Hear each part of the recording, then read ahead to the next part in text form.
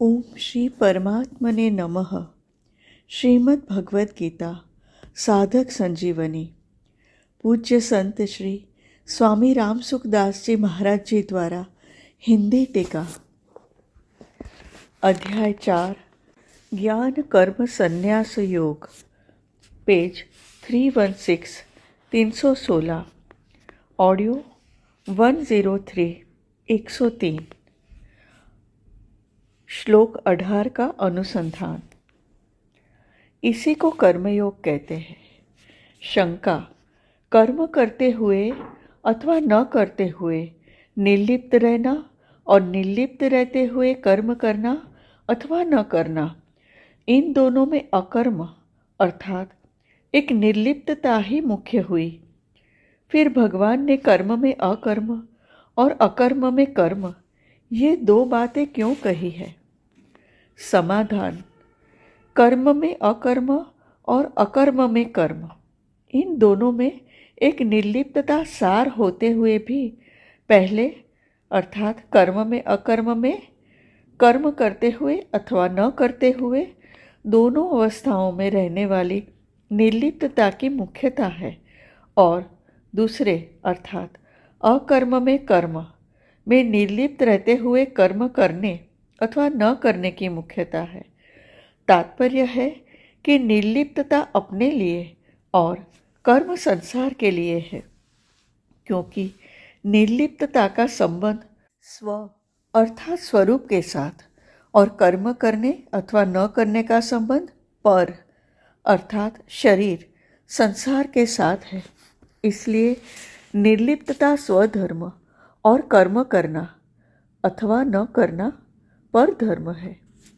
इन दोनों का विभाग सर्वथा अलग अलग बताने के लिए ही भगवान ने उपर्युक्त दो बातें कही है। कर्म में अकर्म और अकर्म में कर्म, ये दोनों बातें कर्मयोग की है, जिनका तात्पर्य यह है कि प्रकृति से तो सर्वथा संबंध विच्छेद हो जाए, अर्थात करने अथवा न करने से अपना कोई प्रयोजन न रहे और लोक संग्रह के लिए कर्मों को करना अथवा न करना हो।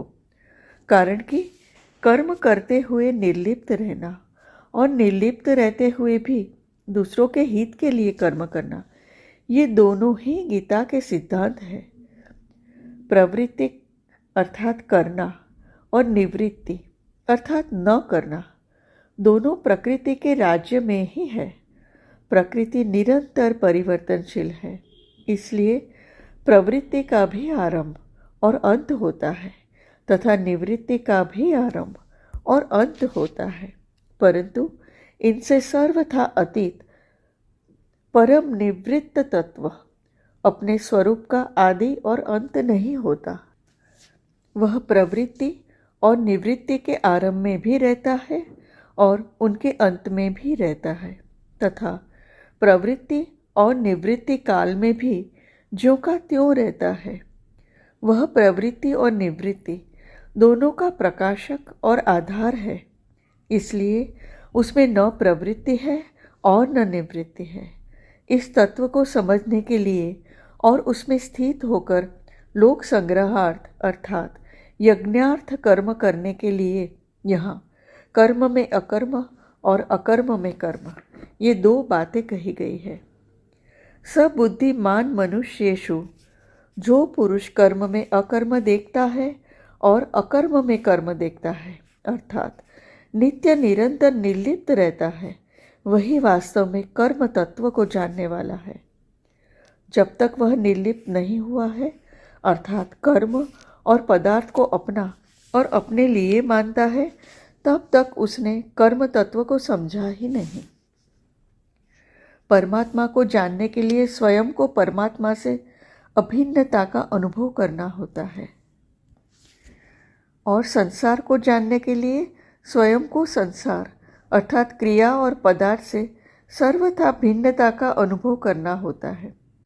कारण कि वास्तव में हम स्वरूप से परमात्मा से अभिन्न और संसार से भिन्न है, इसलिए कर्मों से अलग होकर अर्थात निर्लिप्त होकर ही कर्म तत्व को जान सकते हैं। कर्म आदि अंत वाले हैं और मैं अर्थात स्वयं जीव नित्य रहने वाला हूँ। अतः मैं स्वरूप से कर्मों से अलग अर्थात निर्लिप्त हूँ। इस वास्तविकता का अनुभव करना ही जानना है। वास्तविकता की तह में बैठे बिना जानना हो ही कैसे सकता है। जैसे काजल की कोठरी में प्रवेश करके भी काजल से सर्वथा निर्लिप्त रहना साधारण बुद्धिमान का काम नहीं है, ऐसे ही संपूर्ण कर्तव्य कर्मों को करते हुए भी कर्मों से सर्वथा निर्लिप्त रहना साधारण बुद्धिमान के वश का काम नहीं है। इसलिए भगवान ऐसे कर्मयोगी को मनुष्यों में बुद्धिमान कहते हैं। 18वें अध्याय के 10वें श्लोक में भी भगवान ने उसे मेधावी अर्थात बुद्धिमान कहा है। अभी 17वें श्लोक में भगवान ने कर्म, अकर्म और विकर्म तीनों का तत्व समझने के लिए कहा था। यहाँ मनुष्येषु बुद्धिमान पद देकर भगवान मानो यह बताते हैं कि जिसने कर्म में अकर्म और अकर्म में कर्म के तत्व को जान लिया है, उसने सब कुछ जान लिया है, अर्थात वह ज्ञात ज्ञातव्य हो गया है। सयुक्तः कर्मयोगी सिद्धि असिद्धि में सम रहता है। कर्म का फल मिले या न मिले उसमें कभी विषमता नहीं आती, क्योंकि उसने फलेच्छा का सर्वथा त्याग कर दिया है।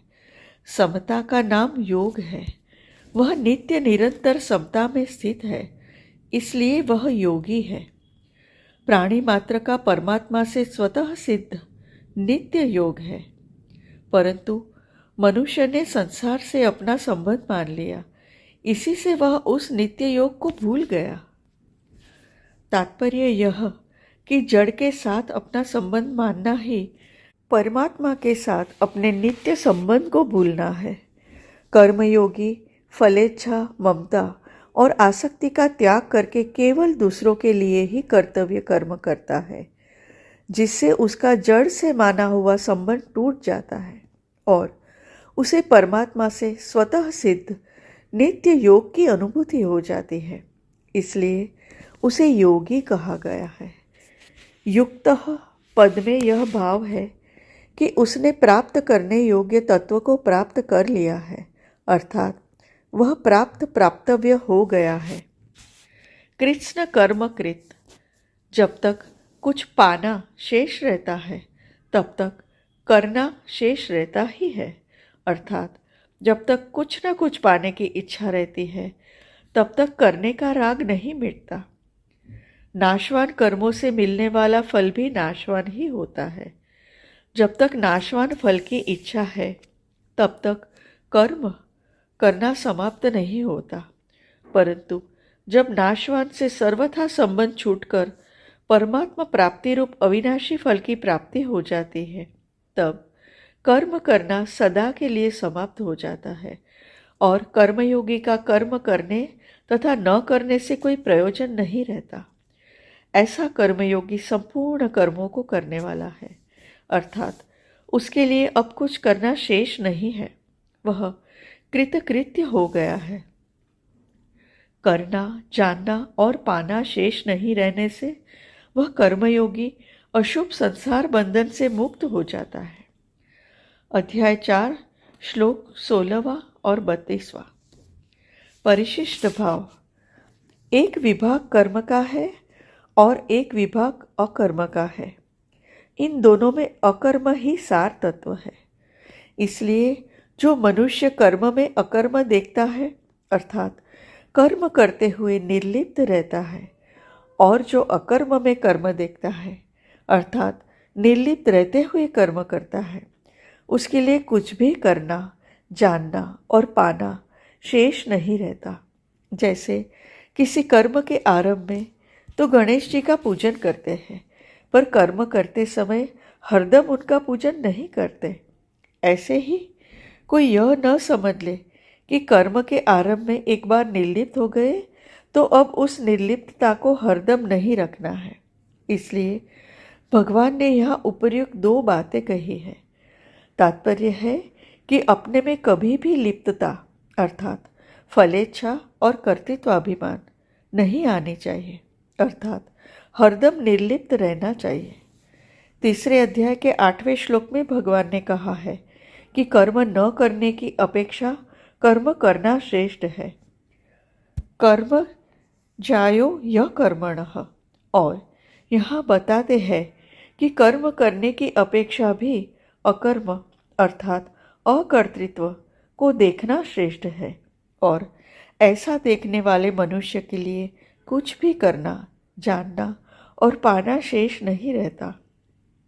इससे सिद्ध होता है कि मनुष्य में फलेच्छा और कर्तृत्वाभिमान नहीं रहने चाहिए, क्योंकि इन दोनों से ही मनुष्य बंधता है। हरि ओम।